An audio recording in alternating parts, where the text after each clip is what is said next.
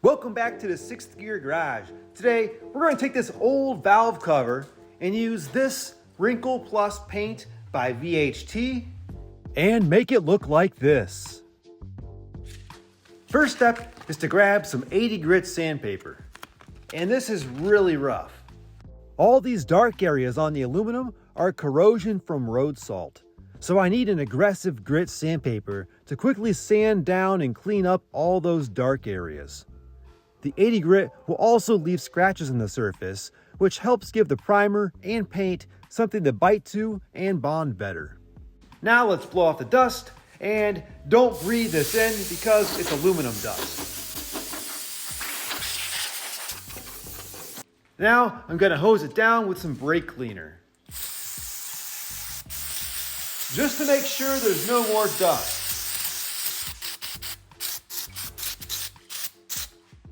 After it dried, I masked off the spark plug holes along with anything else I didn't want painted. This area isn't visible, but I'll mask it off too. So the directions don't say anything about using a primer first. I don't know if I need to, but I think I'll play it safe. I have some Duplicolor engine enamel primer here. I think it'd look better if I masked off these bolt holes too. Looks like a penny is just about the right size for that. Easier and cheaper than tape.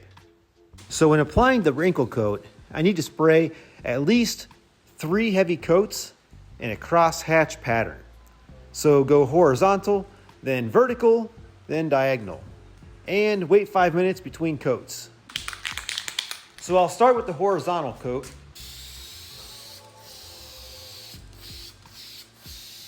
And I'm going heavy, but not heavy enough to cause any runs.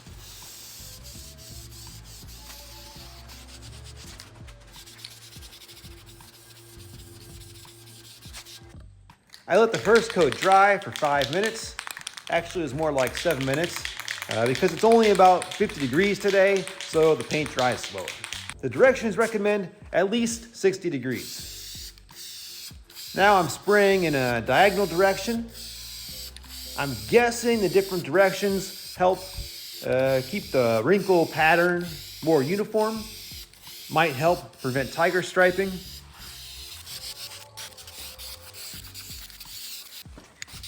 And second coat is done.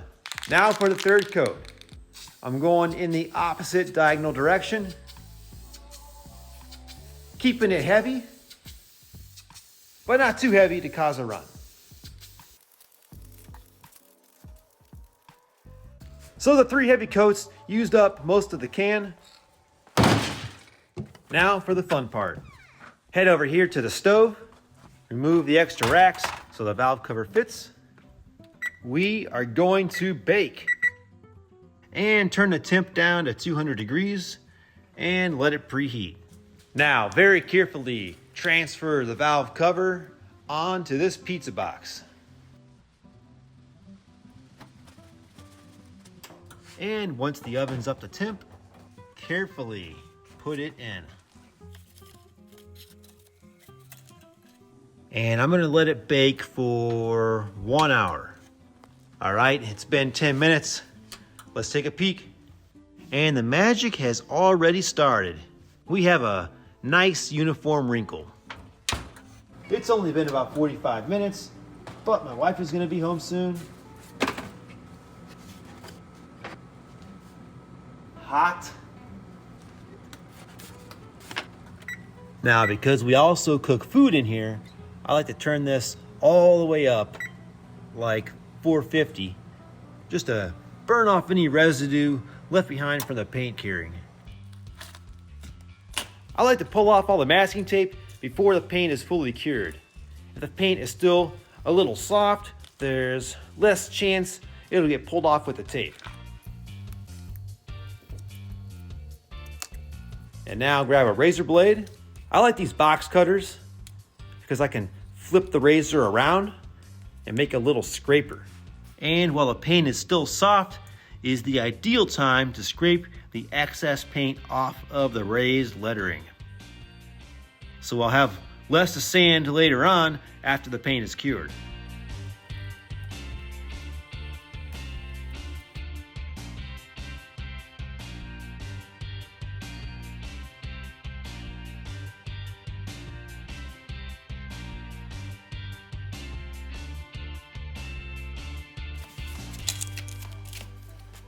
Alright, I've given this about a week to fully cure. Really happy with the wrinkle texture. It's really consistent. Here's a close-up for you. And the last thing I need to do is clean up these letters. Maybe a little around this oil cap opening too. And for that, I have some 100 grit sandpaper and a wood block. If I use my fingers, I'll round off the hard edges on these raised letters because my fingers aren't flat. So a block will sand only the top of the letters without rounding down the edges. This paper is self-adhesive on the back, so just stick my block on here, and I need to tear it right about here. And I'll use this long edge to crease the paper and get a clean tear. Notice this block has sharp edges, not like a 2x4 which has more rounded edges. And this will give me 3 sides for sanding. And just be sure the block stays flat on the raised letters. And there may be a couple of low spots on the surface that take more time to sand the paint. Just don't slip and sand the wrinkle. Here's how it looks so far. Needs a little more sanding yet. Right here at the base of the T, for example, you can see it still has some of the black paint left. Now it's looking pretty consistent, except for right here on the corner of the A.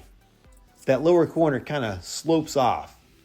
So I'm very carefully going to tilt the block like a couple degrees, and that will help me sand the corner of the A. Get the C a little bit too. That's better.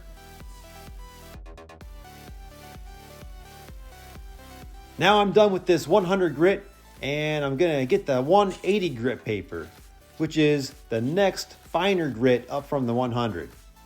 And this will sand out the bigger scratches and leave finer scratches. And that'll make the aluminum shine a little more and look less raw. It'll look a little more machined. And I could go all the way up to 2000 grit and polish it to a reflective finish, just like I did in the wheel polishing video. But I like the machined look for these letters. And I'm doing the exact same as before, except I don't need to remove as much material this time because there's no paint on the surface. So here is after sanding with the 180 grit, and here's before. You can see heavier scratches on the H logo. And now I have my wife's favorite kitchen towel and spray some water on it. Blow most of this dust off first, and remove the rest with a damp towel. I'll put links to everything I used down in the description. Please hit thumbs up if you found this helpful. And thanks for watching.